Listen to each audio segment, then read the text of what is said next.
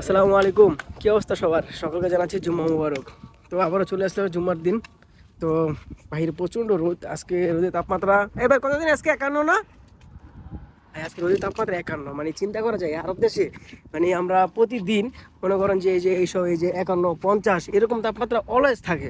আপনি যদি মনে করেন যে রাতে 2টা 3টা বাজে বাসা থেকে বেরোন, ওই তখনও দেখা যায় যে 47, 48 থাকে। মানে ওই যে রাতে 2টা 3টা বাজে কিন্তু বাংলাদেশে কিন্তু একবার পুরো শীতল পরিবেশ থাকে, কিন্তু এখানে দেখা যায় যে রাতে 2টা 3টা বাজেও 47, 48 ডিগ্রি তাপমাত্রা থাকে। মানে এখানে মানে এত প্রচণ্ড পরিমাণ রোদ, সেটা আপনি যদি এখানে না আসেন অথবা এখানকার সম্পর্কে কোনো কিছু না জানেন তাহলে আপনি বুঝতেই পারবেন না এখানে কী পরিমাণ রোদ।